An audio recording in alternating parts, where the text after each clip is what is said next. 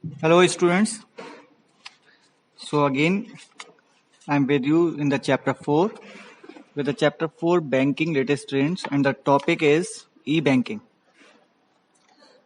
So first question is what is e-banking? E-banking stands for electronic banking.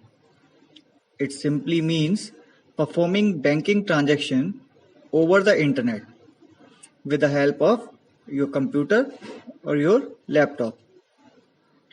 The customer accesses the bank's website using a username and password.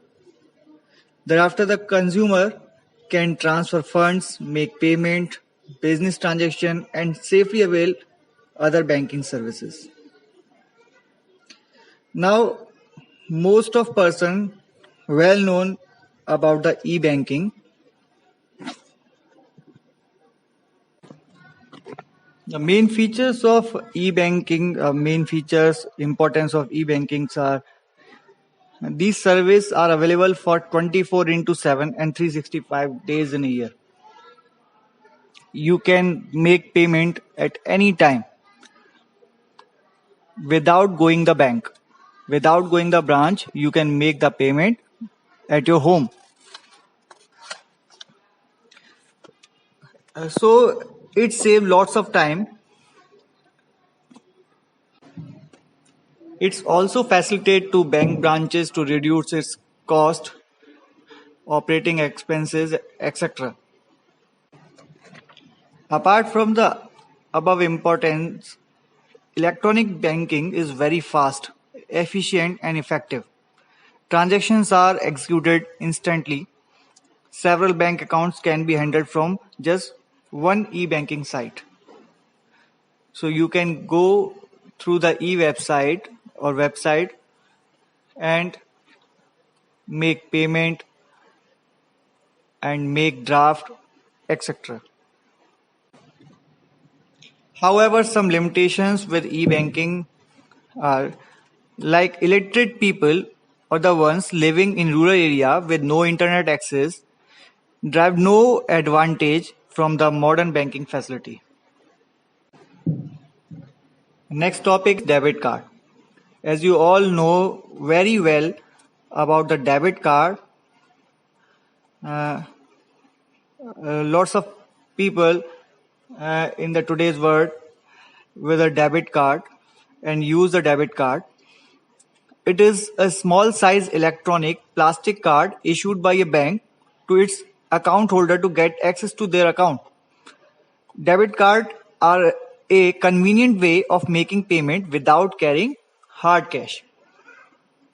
Or in case of need, you can withdraw cash through the ATM with the help of debit card. However, you must be noted that the consumer or customer can make transaction within the limit of amount that he has in his account. Suppose if you have rupees 50,000 in your bank account or in your saving account, then you can make payment maximum up to 50,000 rupees because you have this limit. The next topic is credit card. Credit card with all the features like a debit card in which a holder can make the payment through debit card and can purchase the item, can purchase or can make shopping with the help of credit card. But in this case, there is no need to maintain the balance in your bank account or saving account. In this case, bank will make the payment on behalf of customer, and it allowed the credit to customer for a certain period of time, and up to the limit bank will not charge any interest on this amount. The cardholder repays the money to the issuing bank at a later date. Normally, the time limit is all about 52 days, and after 52 days, bank will charge interest with higher rate on the customer.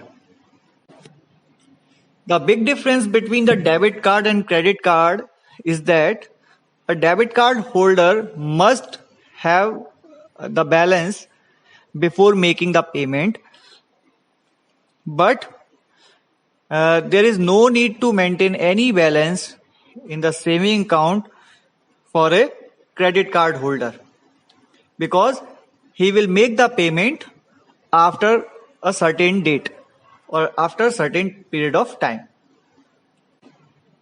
The debit card holder